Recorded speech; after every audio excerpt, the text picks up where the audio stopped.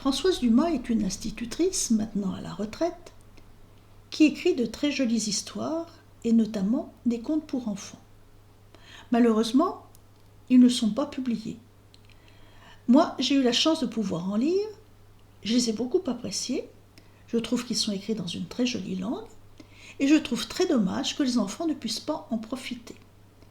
Aussi, je me suis décidée à les partager sur cette chaîne YouTube, et je vais commencer par vous raconter l'histoire de Farine, la chatte blanche, et de Cassis, le petit coq noir.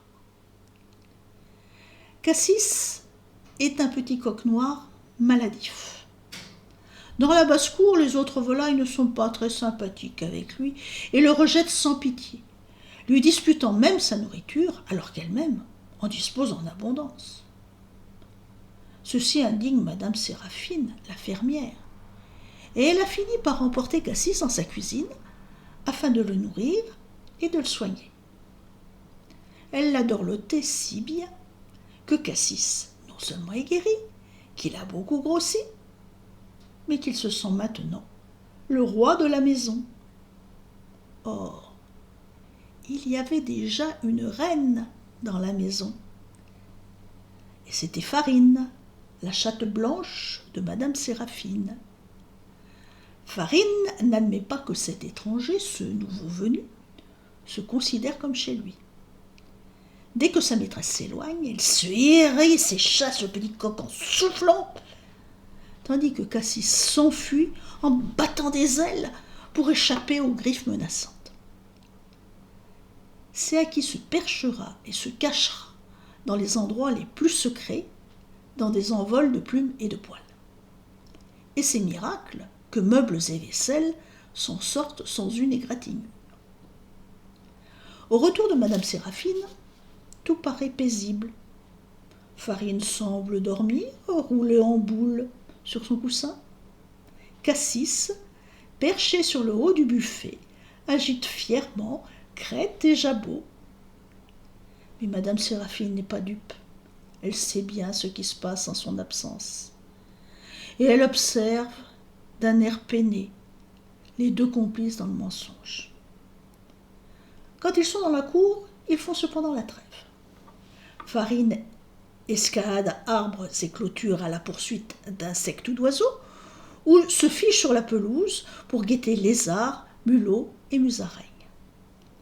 Cassis passe son temps à gratter et à picorer à la recherche de graines ou de vermisseaux. Un jour, un chien apercevant Farine franchit d'un bond la clôture et tandis qu'elle s'enfuyait, se lança une poursuite effrénée. Cassis, prudemment, alla se percher sur une branche, ponctuant la chasse de cris perçants qui ne tardèrent pas à attirer Madame Séraphine dans la cour. Et autour de la maison, la chasse s'organise. Madame Séraphine poursuit le chien, gesticulant et criant pour l'obliger à quitter la cour. Le chien bondit derrière Farine en aboyant d'excitation, et Farine détale, affolée, cherchant en vain un refuge.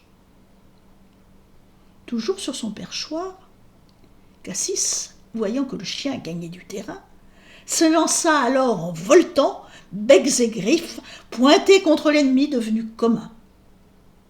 Agressé ainsi par un petit coq, le chien finit par abandonner la partie et à s'enfuir de la cour sans se retourner. Soulagée, Madame Séraphine a caressé longuement Cassis et Farine d'un même élan d'affection, puis elle est retournée dans la maison. Le petit coq s'est alors approché prudemment de Farine, incertain de l'accueil qu'elle allait lui faire. La chatte blanche a avancé elle aussi, à pas lents. Puis elle s'est décidée, et Cassis a senti une langue râpeuse lui caresser la tête. Depuis ce jour, les passants étonnés aperçoivent souvent dans la cour un petit coq niché entre les pattes d'un chat, à la grande joie de Madame Séraphine.